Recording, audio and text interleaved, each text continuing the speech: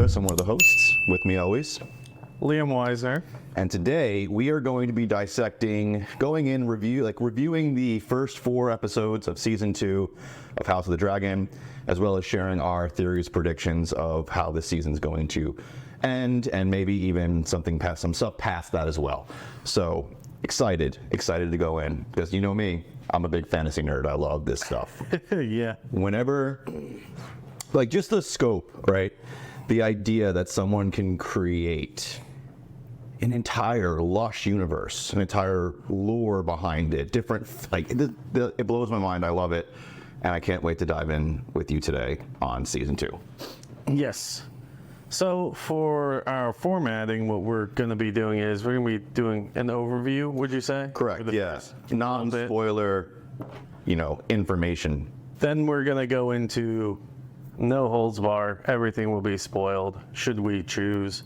And at the end, you stick to the end, and you're going to hear about our predictions for what's next. Yeah, as well as chance to win the giveaway for this month. So, did you decide what that giveaway is yet? Don't tell them yet. Okay. They're going to wait to the end, but I just want to make sure you decide upon it. Because we've got people asking in the comments already. Okay, yeah, we'll definitely chat about it for sure. So, season 2, definitely taking off. The episode 4, if you guys haven't seen already or seen the buzz around it, the official dance of the dragons has started. But I'm not going to spoil anything else. I'm just going to give you guys a quick recap of kind of what's going on, right? Mm-hmm. So House of the Dragon is a HBO film adaptation of the book Fire and Blood by George R.R. Martin, which is the prequel to Game of Thrones and is the tale of the Targaryen Civil War, right? Before we get into that, I want to ask you a quick question, though. Yeah. Because this is from my experience. I watched the first 2 episodes of the original, what do we do? Game of Thrones? Game of Thrones, yep. Thank you. Watched the original first couple episodes of Game of Thrones, couldn't get into it. You and many people. I could not get into it for the life of me. I gave it my best attempt, maybe 2 or 3 times. I just got stuck there. Yeah. And I couldn't get myself past those first couple episodes. And then I sat down, watched it with somebody else, and they got me really into it. They're like, no, you have to push through the first few episodes. Mm-hmm. And I was just baffled by how accurate that really was. Because after that point, I was just hooked. It's like, I gotta go to sleep, but I want to watch more. Yeah, more episode. Yeah, I totally get that. So I can relate because I've watched the first season several times, introducing people to the show, and I've also watched the series many times as well. Usually, it's those first 3 episodes. Usually the first episode where we get introduced to the Lannisters and their ways, because we don't know the Targaryens yet, right? The Targaryens are really into incest, and then you have the twins in the Lannister family who, episode 1, you're introduced to it, and so a lot of people were like, nope, don't like where this is going, that's not for me. But what they don't realize is it's setting you up to understand the dynamic of that family, but then it moves on past that and goes into so much more. There's 38 main characters in Game of Thrones. I think it is. You guys, let me know in the comments how many main characters there is exactly in Game of Thrones. But there's a lot. And so getting past those first 3 episodes and actually watching the first season in its entirety, usually if someone can do that, they're hooked, and then they're going for the whole ride. Yep. Yeah. It's very much like the first episode or first 2 episodes of The Boys as well. And I thought soon as, and spoilers, if you guys haven't seen The Boys yet or watched our previous episode, it's going to be somewhere on here. Chris will put it on later. Yeah, I'm leaving it on you. Yeah, I'll drop the card for you guys. As soon as A-Train ran through Huey's girlfriend, Allison was her name? I don't remember now. Something with an A. As soon as he ran through her, I was like, what just happened? And I needed to know, right? So I was already hooked. I needed to know, this is diabolical. What's going on? So I was hooked on episode 1, so I was a little bit different. Where Game of Thrones did take me a couple episodes to figure. I wanted to figure out what was going on. I'm like, there's magic, there's sci-fi, a fantasy element to this, but there's a lot of medieval. I'm like, what's really going on here? Because I hadn't read the books, and so I was introduced to it through the show. This is one of the ones I have not read the books. I have listened to the first 2 books on audio, and I have Fire and Blood, which I'm only 2 chapters into. But by the time we finish season 2 of it on HBO, I will have read the book. So, do you know what House of the Dragon reminds me of for another series? It's like Game of Thrones' version of The Hobbit. It's the prequel. I think that they have very vast fantasy-based worlds, so I could see drawing those conclusions, but they are so different. Yeah, it's very different, Yeah. but it's still formulaic in that sense. Like, well, okay, we should do a prequel now. I see what you're saying. Yeah, I think Star Wars kind of set the tone for that, right? It's like, we'll throw out the center of everything, and then we'll go back, and then we'll do the end. Hobbit and Lord of the Rings and stuff was beforehand. I'm not sure which came out first. Was it The Hobbit or was it the Lord of the Rings trilogy? No, not movies, books. Oh, Hobbit. Yeah, Hobbit was written first. Okay, Yeah. so that started it all. Yes. Perfect. Okay, so it's not like that. No. So it is my understanding, and the comments will always let us know, chime in with their information as well. Let us know whether or not we're right or wrong, always. Hobbit was first, Lord of the Rings was the second, and then, because it's a continuation of what happens with the ring. Mm-hmm. And then when we get introduced to it, they went straight for Lord of the Rings, right? So with TV. That's how we get introduced to it with TV. So anyway, let's dive back into House of the Dragon before we have some crazy drop-off, because they're not even talking about it anymore. So Yeah. the show is based on the Targaryen Civil War. The Targaryens are a family from Old Valyria, one of the many families back then who had, with, they say blood magic and different things, been able to kind of have this bond with dragons and use them as kind of like their pets, basically. Which any family with a dragon now has nuclear power inside of this world, so they don't want to mess with them. They're not much inside of Westeros, we'll get to in a minute, that can really contest with a dragon.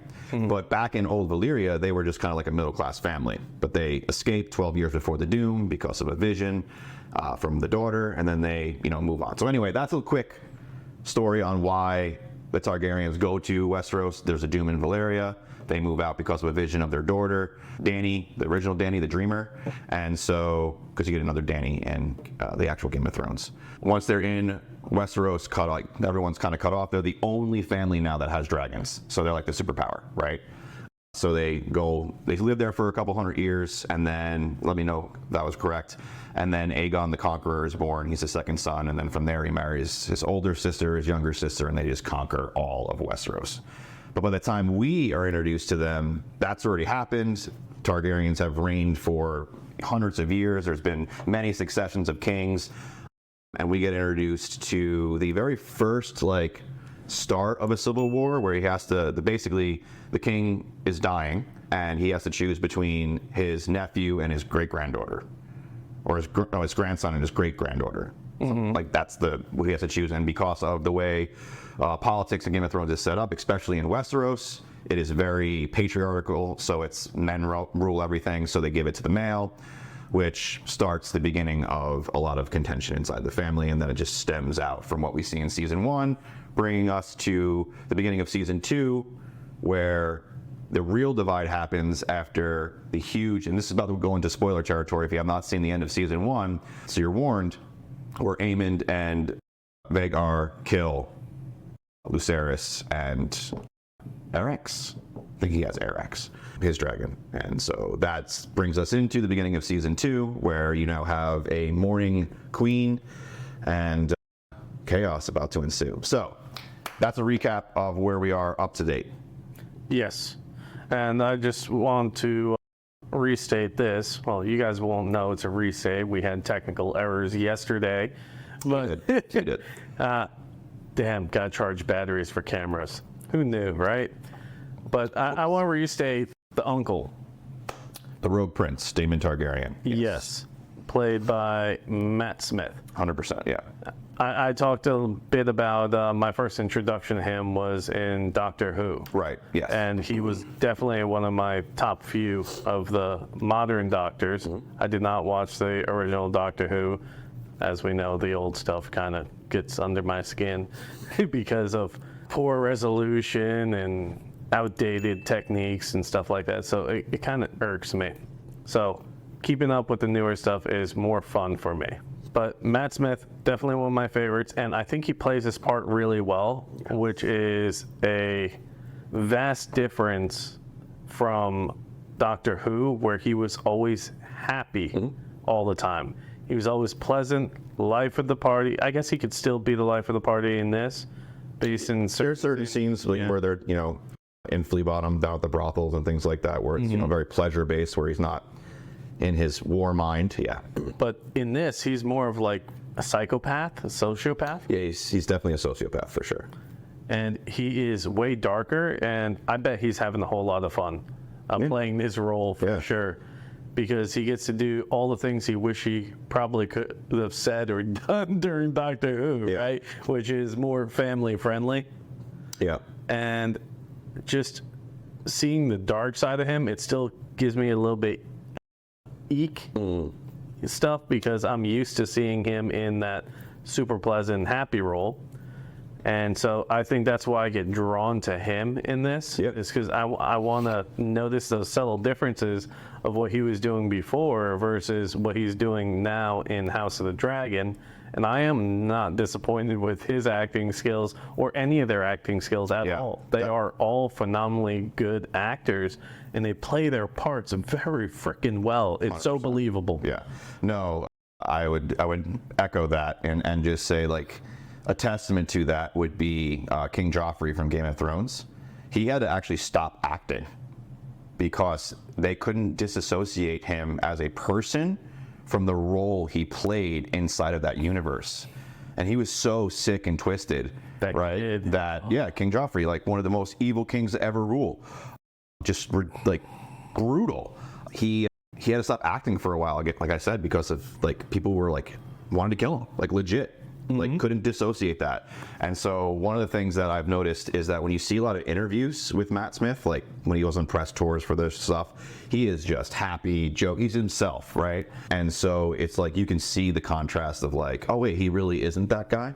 Or I don't think that necessarily the other guy got the chance to do that. So, but yeah, no, they cast so well. They're so believable. I love it. I love the show. But let's dive into some more of what we've thought so far of season 2, a quick recap, and then we can go into more of the spoiler area so that people... I thought we were already in spoiler area. Well, I mentioned spoiler for the other one just so that people wouldn't, if they hadn't seen, Oh, so that was just a tip. Just a tip. Welcome to the G-Spot. Myself. So, season 2, obviously, we're starting off with the death of Larys, the younger son who was actually a bastard of Rhaenyra's with Harwin Strong. Harwin Strong is now dead because of his younger brother. And so Daemon is now their like stepdad, basically, right?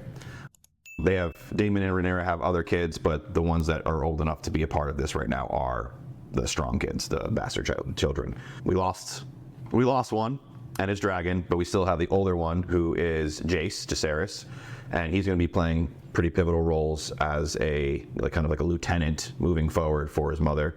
Going to inherit the throne based on what they're going to go on, and I'm not going to go any further into his story because that'll go into spoiler territory.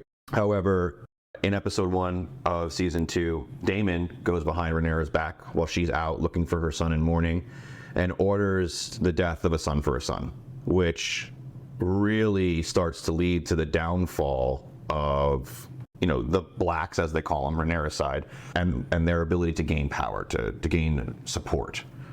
And so there's this whole thing with blood and cheese that happens. Again, I'm not going to go into spoilers just yet. And they start to lose power and start to have to scramble a little bit more. They still have more dragons.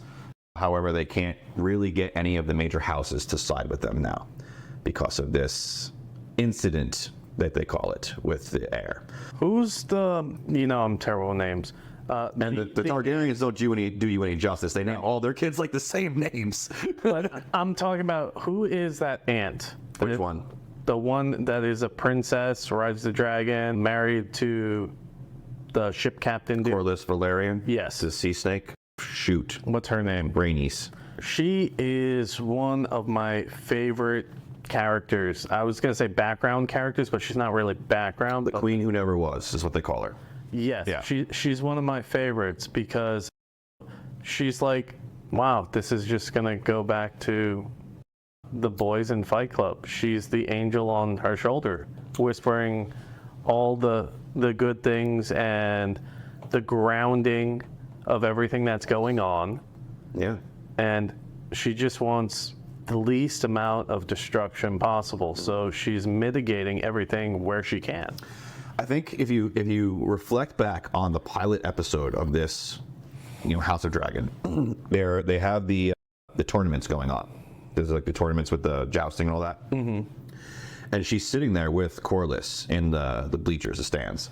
And she looks at him and she goes, "These are all spring knights because they've never seen war." However, her dragon, Melise, has actually seen combat. She has never seen combat on Dragonback, but she's old enough that she's seen war take effect and the destruction that it has caused. And so she's like, wants to avoid what's coming at all costs. And so does Rhaenyra. So Rhaenys, who is Rhaenyra's aunt, is like her, like you said, like her angel on her shoulder. But she's also like her counsel. Like she's the one that she leans on the most and confides in the most and talks to the most. So, things that recently happened are not very good. And so that's going to be a huge effect. But I would agree that her character is one that stands out more than most. She did a really good job with her portraying that character. So you said something about the spring nights, and it reminded me of like society today, right? The people who have never been to war or never served in the military dream of it. Fantasy. And those who have served and those who have served in combat know that you wish that upon no one, but you're willing to do it. Would it be fair to say that the dream that they have is not based, so it's not based in reality. So what they're projecting and seeing in this dream, you would call it, or a daydream or whatever, is nothing like what would really happen if war were to take place. And then you also have people who have served, people who have seen combat, people who understand what that looks like, and they're just like, no, like, I wouldn't wish that on my worst enemy. Like, I wouldn't want that to happen. Will I bring up arms and defend what I love and lock arms with my brothers to make sure we maintain our freedoms? I will. But do I want that? No, no, not at all. And I completely agree with you, man. I feel like she's that common sense. That's what came up to me. I'm not sure if it really was crucial for this, but yeah, let us know in the comments. We got a lot of vets that, obviously, being OVF, Operation Veteran Freedom, that we hang out with or know or listen to us. And so let us know, guys, does that resonate with you? But so the Blood and Cheese thing happens. It starts to divide everything. We are the blacks are still able to gain some houses based on just loyalty to the family, but it's hard for them to gain anything. And then we have the very first big dragon battle. I don't want to go into too many spoilers, so we're going to go into spoiler territory now. Just letting you guys know. Here we go. that was freaking wild. Yeah. And I don't know.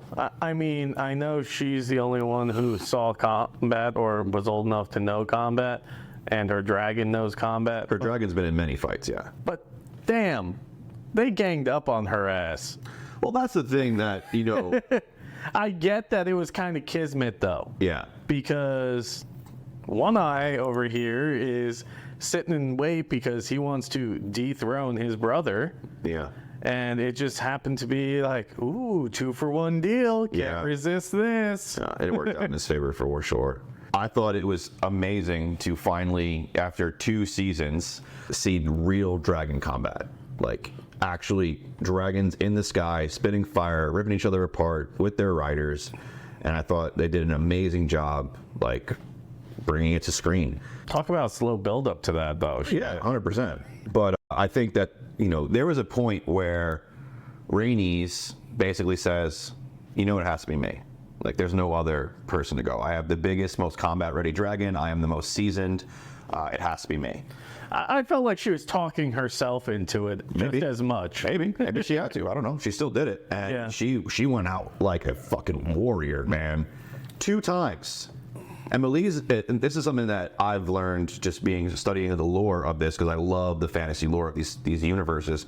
Melise is one of the fastest dragons. So her dragon, Rhaenys' dragon that she rode into combat, that kind of has the Ankylosaurus spikes on its neck, is one of the fastest dragons that there is. alive right now. Large too. And very large, yeah, but not, Vhagar large where it's so big it's cumbersome, it can't really fly fast. So she could have, at any point, those 2 times where she gets away, could have made it back to Dragonstone and been fine. She chooses to, like, go back in twice, right? So true warrior's death. And I think like kamikaze, I'm gonna do the best I can to do as much damage as I can, but at the end of the day, I'm not walking away from this thing. I'm like smirking right now because there's this one content creator, I can't remember his name, and he does skits about Japan and Pearl Harbor, that kind of stuff. Yeah. And he does one skit where he's giving clear instructions, but it's being misunderstood because of bad communication. He's like, why the hell would I send people in perfectly good airplanes to go kill themselves? I never said kamikaze. So what does he say? He says, Oh, I completely forget, but it was something completely innocuous. yeah, okay. Anyway, so yeah, the dragon fight, we finally get it. It's amazing. And it turns out, like you said, it's Sunfire and King Aemon, King Aegon. There we go. King Aegon, said it right. And you have Prince Aemon, One Eye, and his dragon Vhagar, who is in hiding. They don't actually know they're there. And then Malees with Rhaenys on top. So many names that are so familiar, like so similar. It's hard to keep it all on track. Like learning a new language. Almost. So initially, we won't go into like the books and the differences just yet. We'll save that for the very end. So stick to the end if you guys want to know kind of like what the differences are between the books and the movie or the TV show. So you have Sunfire with a drunk king, Aegon, on the back of it, heading into combat against Malees, who is currently with Rhaenys burning all of the green men who are taking Rook'sRest, or setting a trap at Rook'sRest. However, because King Aegon, 1, cannot speak very good High Valyrian, which we learned earlier in the episode when his brother starts insulting him in it, which is the language they control dragons in. So it's, he doesn't have complete control over his dragon, as you can see. Plus, the dragon's very young, never seen combat. It's more of a showpiece, like the golden dragon, than a combat dragon. And so, very quickly gets his ass handed to him. Malees is ripping him to shreds. And then Aemon decides, now's my chance, and comes in and decides that I'm going to cook them both, and just unleashes, his dragon, she's the oldest, largest dragon still alive, and her name is Vhagar, and she just unleashes a fireball on mostly the king, and just cooks him and... Wanted to make sure he was dead. Oh, cooked him. We'll get to that in a minute, where that leads, but cooks him, just cooks the king. Cooks the king in his armor with the dragon, basically annihilates. Malees had bitten most of that wing off, like the membrane and all that. She had destroyed most of that anyway, but the king, like, when Aemon comes in, basically cooks the rest of it, right? So the dragon can't fly anymore. So the dragon goes straight to the ground with the king on top, and that's the last we know of that for now, right? And then we see Malees and Vhagar engage one more time, rip each other up real good, shoot some fire, disengage, and then Vhagar pulls his one and only like KO move. Basically the great white shark from below just like snaps up and grabs, bites Malees in the neck, and she can't get out. And you can kind of like see, it's kind of crazy the way it happens, because like the more Vhagar bites down, the more her own blood is like dissolving her skin. And so she's like, it's like acting like acid, because their blood is so hot, it boils. And so it's like baking its own, like, it was crazy what happened. It was so sad, because it's one of my favorite dragons. And so ends up, Malees dies, falls to the ground, kills Rhaenys on top. Aemon and Vhagar get away, lands, go to see what's up with the king, see if he's still alive. You see both the dragon and the king breathe. You see both of their breathing in the scene.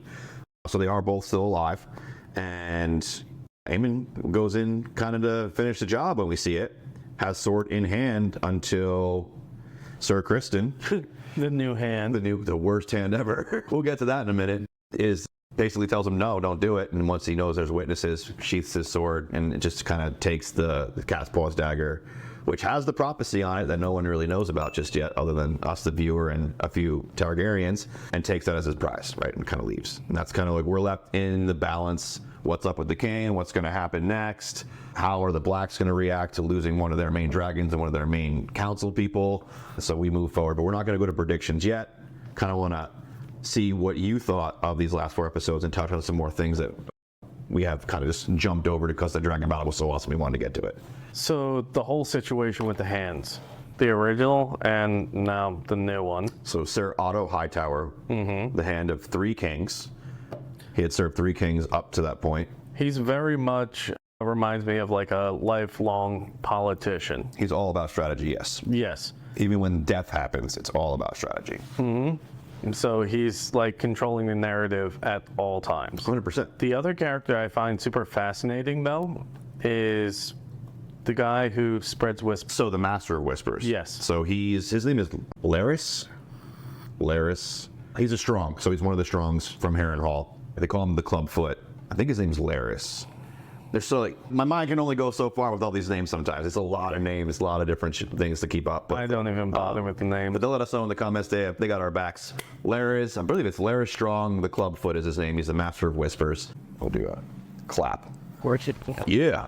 So the Master of Whispers, Larys Strong, as corrupt as anybody else who plays that role, with the exception of Varys, who actually like cared about the realm and the people that served under him and was like really good to his birds, as he called them, which were like all the little orphan kids that ran around the city. So smart to have a spy network of kids. No one's going to suspect them, and the handmaidens and everybody else. Yeah, except for when it gets used against you in multiple wars. Yeah, absolutely. Vietnam, Middle East. Well, listen, I was talking Game of Thrones. I wasn't talking real life. Yeah, but no, that's where my mind goes. it's a real war tactic. Yeah, it's a real tactic. If you want information, use the inconspicuous. That's why ninjas used to dress as old people and like merchants, and you would never know because they were, that was stealth. But anyway, fly it back. So you were mentioning the creepy foot fetish guy. Why did you bring him up? So he's extremely fascinating because I haven't quite figured him out yet. Like, all these characters seem to have hidden agendas. Oh yeah. Except for one, in my opinion. There's only one that stands out to me or comes to mind right now that feels just truly genuine. And she's the one that has the creepy uncle that she sleeps with. So. Oh, you're talking about Queen Rhaenys. Yes. She's the Rhaenyra, Queen Rhaenyra. Rhaenys is the aunt. Okay. She's the only one that I feel is truly genuine. Like 100% genuine. The show has most definitely portrayed her that way. The show up to now has portrayed the Blacks, which is, that side with the queen, not the king, more of the favorites, right? To be like in the right.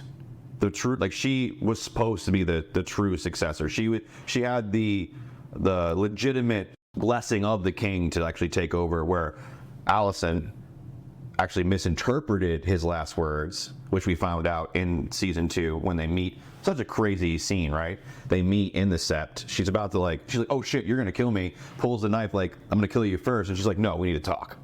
And then they just start talking like old times. And we as the audience get to realize that Alicent, who is the Queen Regent, comes to the realization, oh shit, I fucked up. But she's like, it's too late now. Can't go back. But she realizes it in that moment, like, oh shit, I fucked up. And it was in that moment she knew she fucked up. But she was like, oh, wait a second, I could be wrong, right? And then she looks at her and she was like, what's done is done. We can't move past this. Like, we're moving, like, it is what it is. My son will be king. And so, kind of crazy that now, here's where this is why I'm tying it back to Larys, because Larys comes in, sees that she's drinking the abortion tea from Kristen Cole, trying to make sure she's not having that baby. And then kind of like starts looking through the books that she's going through, because she's been on a tear since then, trying to figure out if there's any legitimacy to what was said to her about this dream. But the dream is only on the dagger, so she'll never actually find it in the books. So Larys comes in, and at first, when I first met him, I thought his whole goal was to like win the queen over, right? He wanted to be the next, husband of the queen, wanted to be able to like seduce her, was into her, whatever. But now I think she's really just a pawn too. by the way he interacted with her in that scene. Why? Why do you think that? Well, earlier in this, I think it was the episode before, and then earlier in this actual episode, he's like takes the king aside almost, like has like a private council with the king. And the first time he does it, he's like, just be careful. There's talk that people want to kind of just use you as a figurehead and actually run the kingdom. And then any way we can keep you kind of out of the way, they're going to try and do that. And so, now he has that in his head. And so I think that the actual play is for him to become Hand. Like he wants more power. He wants more power at all times. So he's always looking for a way to like get higher up that ladder. And it isn't actually anything to do with a lust for Alicent, which is what I thought it was. Okay. Yeah.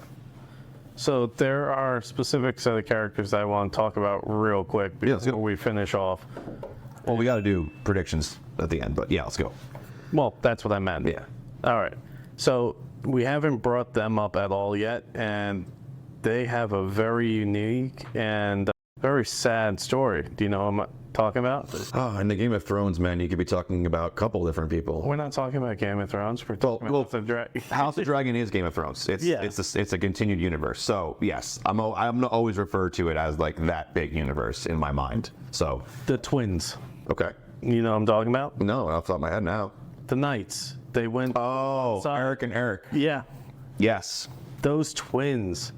I have to admit that I have no idea who actually won. I really have no clue which one of them actually won, because they ended up killing themselves at the end, and it could have been either one just guilt-ridden from having to kill their brother. I'm going to stick to just the show, right? And so, again, at the end, we'll dive into some different stuff. But in the show, you have Sir Eric, who is on the green side, and then it's so, whatever, on the black side. And so what ends up happening is the green guy, so the guy who came to assassinate, gets killed by his brother.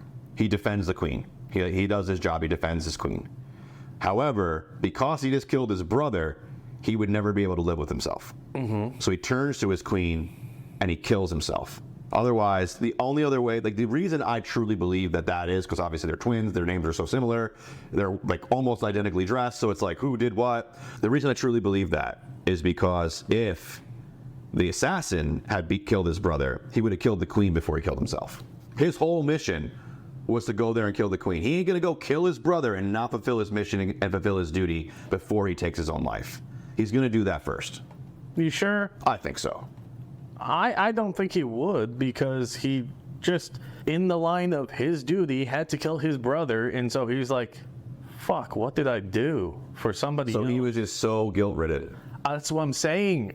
I don't know which one it was, because it's the same motive for why they killed themselves. Either way, it's the same motive. Yeah. So the argument could go either way. Yeah, let us know in the comments. Which one do you think is the one who... But that is a huge pivotal piece of what goes down, right? They lose two huge loyal knights, and the thing is like it's Sir Criston Cole's own guilt for not being able to be as white as his cloak that he sends that dude on the mission in the first place. He's basically, what's the word I'm looking for, projecting his own shit onto that guy, and so he ends up getting him killed, and that sucks because he was a loyal ass dude. Yeah, I thought it was such a cool scene, though. Yeah.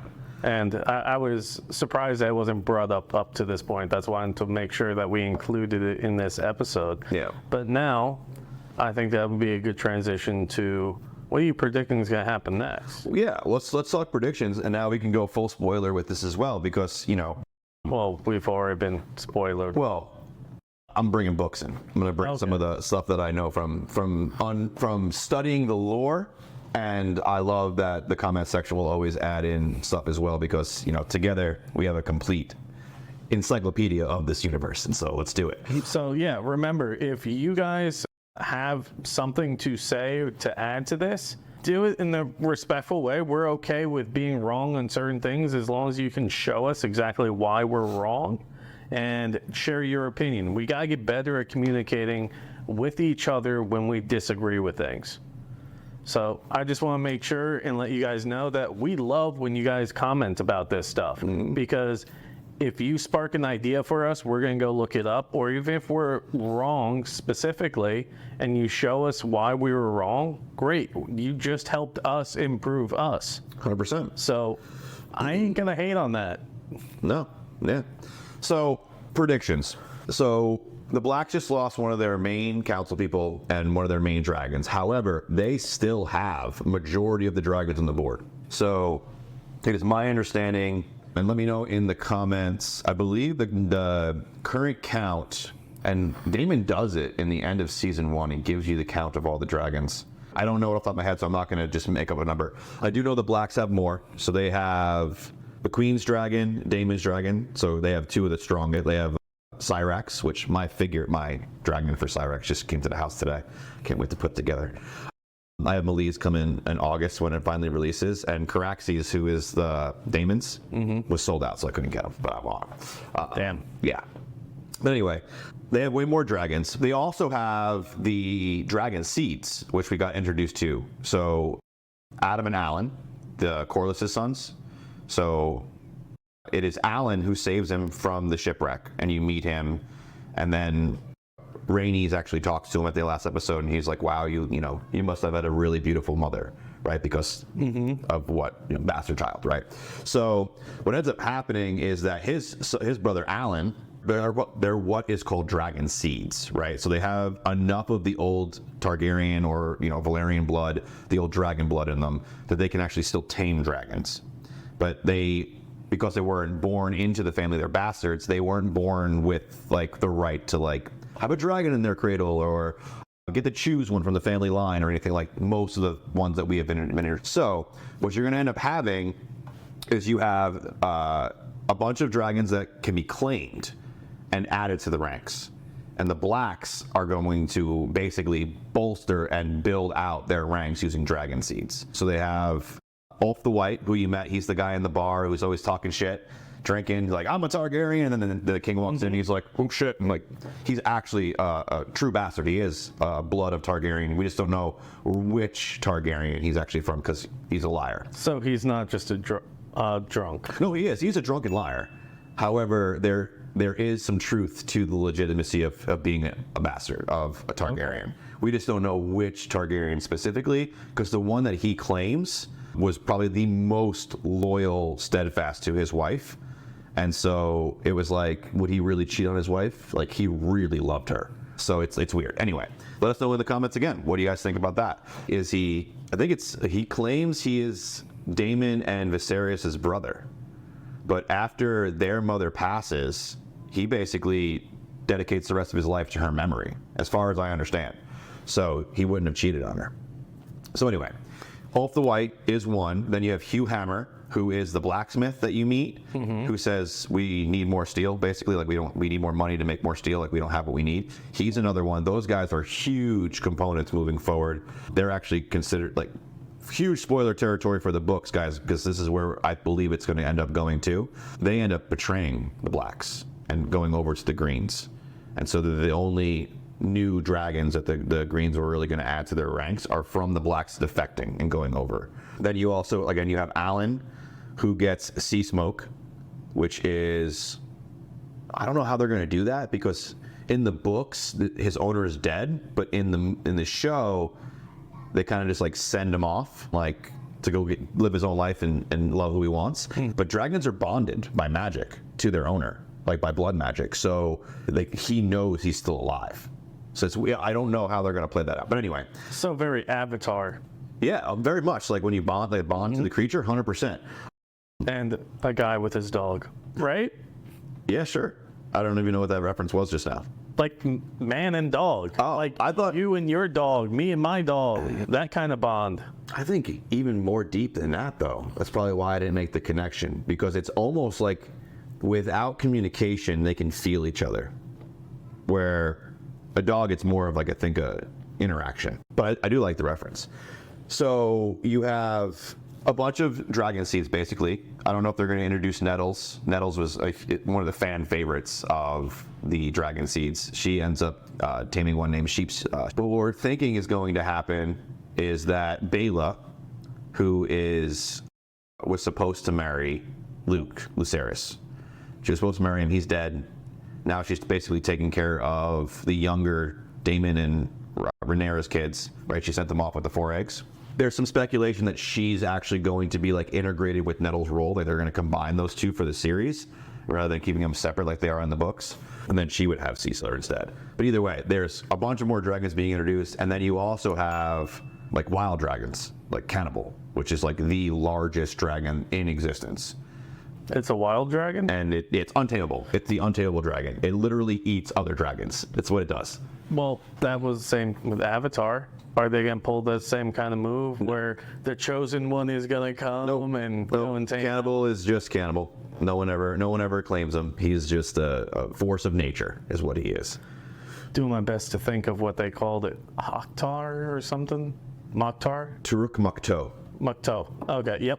How did my brain... I can't remember what I did yesterday, but I can pull this crap out from some chamber back there. It's insane. Man, I wish I could do that with everything. That would be so cool if I had that kind of memory. That'd be cool. No, wish and wish. I just got to get close enough to trigger the memory for you. That's all. That's what it is, like a recall. You can help me recall it. But anyway, so they're going to bolster out their ranks. But, you know, if it follows the book trajectory, you know, no one survives, like almost no one survives this. Almost every dragon's going to die. Almost every person is going to die. Well, yeah, I mean, just watching the Game of Thrones itself, you know that. Yeah. Because this has already happened. Yeah. All right? So obviously there's going to be some kind of mass extinction type event, because in the future, in Game of Thrones, dragons are super, super rare, right? They don't exist until Daenerys does the whole blood magic ritual and brings them out. Mm-hmm. Yeah, so it's like without that, they were non-existent for forever, hundreds of years. So just wait, we're gonna have dinosaurs soon. They're bringing woolly mammoths back to Siberia. They've been doing that. So anyway, it's a bloody civil war. And that's where it's going. And so the next big one probably won't be season 3. I'll probably save it for season 4, I'm thinking, because you're going to lose huge lovable characters when this happens. But the Battle of the God's Eye, which for those of you guys who've read the book or know what I'm talking about, huge spoiler coming your way. I don't even know if I want to tell you, because I might ruin it for you. I have no idea. It is when Caraxes and Daemon finally get to fight Aemond and Vhagar. And that is probably going to be one of the coolest dragon battles other than what we just witnessed at Rook's Is that how you think they're going to close the season out? Or is that where you think it's going to go in season 3? I think it won't come till season 4. Okay. I think right now... That sucks then, because you just got me excited for something that I'm not even going to be able to see for like 2 years. I think they're going to build up the dragon seeds. I think they're going to build up... I don't... Maybe it'll be a huge piece of the next season. I don't know. I think the reason I'm enjoying this so much, and why eventually when I got into Game of Thrones, like I said, never read the books, but to me, it feels like the transition from book to film, there are no wasted scenes. Like, they do very well of, yeah, some scenes may be a little drier or boring than others, but it's in there for a damn good reason. Oh, yeah. And that's what I truly appreciate about the series, all of them, like going back to, like I said, Game of Thrones and now House of the Dragon, is they carry that on very well here, where the scenes aren't wasted. It's important information that you need to keep moving forward in the character's journey or development or any one of those areas. I'm curious if the next episode that you watch, if you go in with that lens and figure out if you can find any scenes that were useless, or maybe we can extract the formula from it, or the rules that they have to abide by in order to keep the scene in the show. Maybe y'all can help us with this. Absolutely.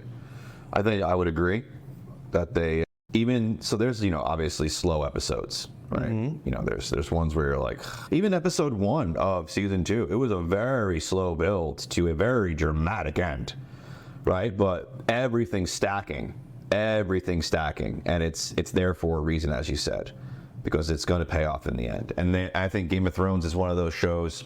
I think HBO itself has done a really good job with this, with Sopranos, True Blood, so many different other ones. But now they're just doing it again. Game of Thrones, they're doing it again with House of Dragon, right? It's just they know how to build, even when it's like an episode where you're just like, there wasn't really anything too exciting that happened, but there was a conversation, or there was an exchange, or an event that happened during that is going to be so pivotal that it's like a catalyst for later. So the closest thing I could relate the structure I'm talking about is it feels like it's goal settings where each of the episodes are milestones that they need to hit.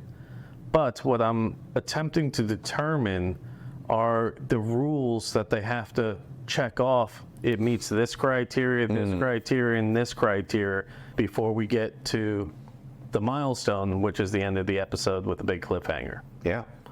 The reason I'm curious about that is it's a very powerful attention holding technique, and would love to introduce it here. So y'all stick around, because we have a whole lot of people subscribing and a lot of people watching now, but only like the super tiny percentage that are actually subscribed to us. Yeah. 100%. So hit subscribe. Hit subscribe. And smash that notification bell, because we drop an episode every week. And so, predictions. I think that the rest of the season is not going to be as dramatic as, we got, in these first 4 episodes, we got everything we were looking for dragon battles and things like that. I think we're going to see some, obviously it's Game of Thrones universe, House of Dragon, we're going to see some cool stuff. But as far as like a full-on battle like we have seen so far, I think we're done for the season. I think we're about to experience a huge Daemon or Matt Smith fuck up. So that's the one thing. His character. I'm waiting for him to fuck up and cross a line.